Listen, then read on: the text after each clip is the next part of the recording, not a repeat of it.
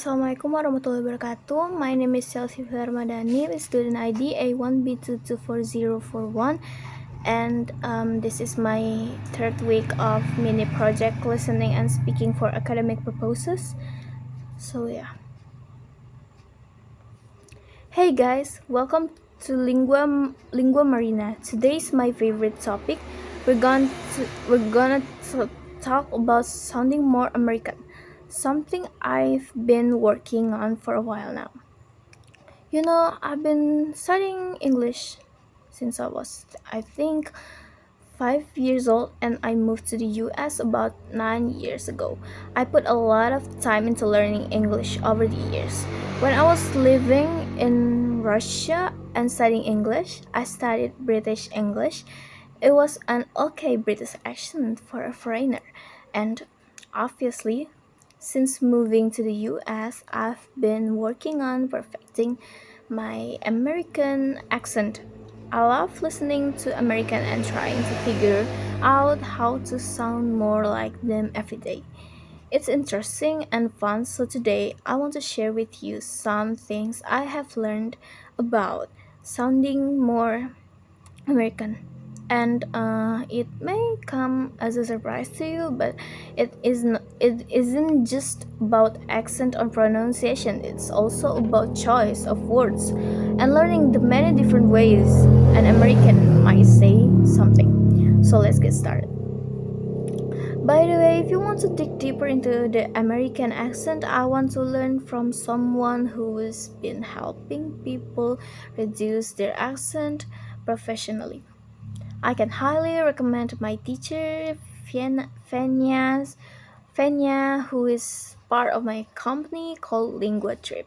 He sounds 98% American. He is the only person who I know who has moved to the US with an American accent, and his accent is impeccable. Impeccable. My American friends are not able to tell that he is not from here. I will leave a link below to his course.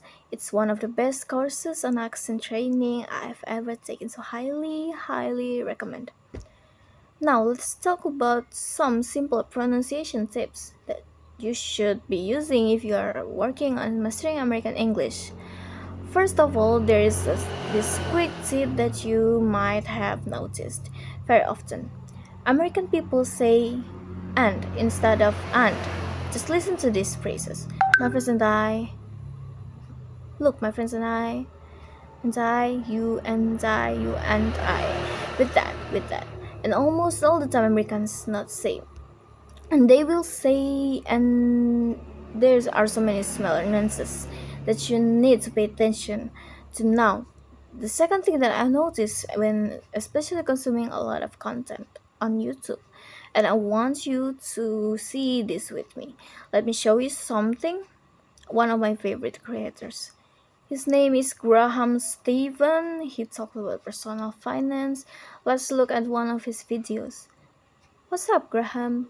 It's Guy here. So, just over 4 years ago, I made a video about 7 daily habits that changed my life.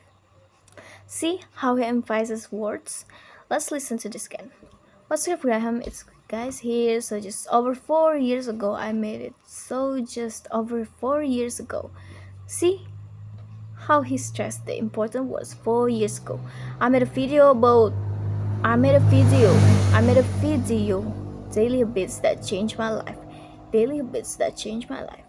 I'm showing you this example because here really makes any word to sound like this. He doesn't sound like this in real life, but for his videos, he does that. He emphasizes his important words and it makes it much easier to understand what he's talking about.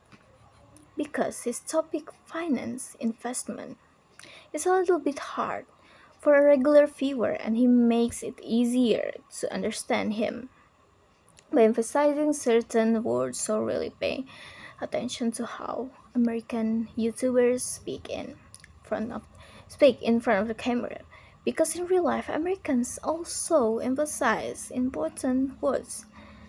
I'm going to buy a meal. I'm going to buy you. I'm staying home today. I think she stayed home today. I don't feel well. I know. I don't feel well. Oh my god, I love that painting. I love that. I love that. Oh my god, I love this photo. That was a lovely photo. My third tip is actually my favorite tip using interjection.